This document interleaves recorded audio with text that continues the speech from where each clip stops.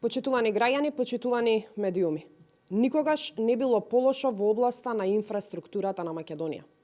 Никогаш повеќе пари не се трошеле, а никогаш помалку не се градело.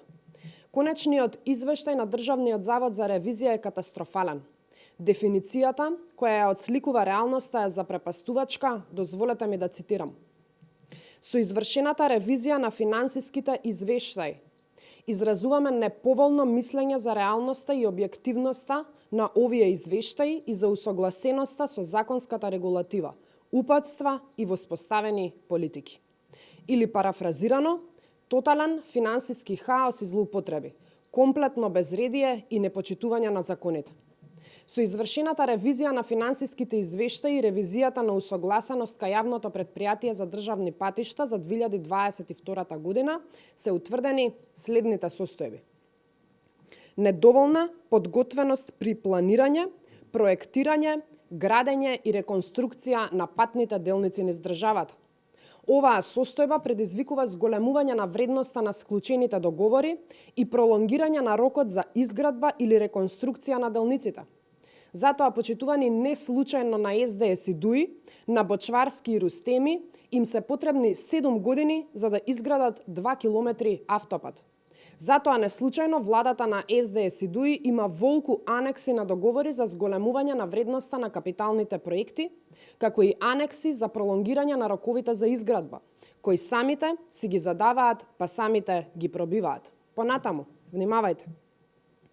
Неправилно утврдена даночна основа и за 27.525.000 денари помалку пресметан и уплатен данок на добивка во буџетот на Република Македонија. Замислете, функционерите на власта кои се фалат со наводно одлична наплата на данок се истите тие кои не плаќаат данок. Исто така, не е извршено усогласување на побарувањата. Тогаш сосема логично би било да констатираме дека ако не утврдуваат објективна, односно реална вредност, тогаш вредноста која ја представуваат е субјективна и истата може да е надвор од називот на сметката, што е основ за незаконско постапување. Утврдени се неправилности и во начинот на управување и евидентирање на залихите на материјали и ситен инвертар.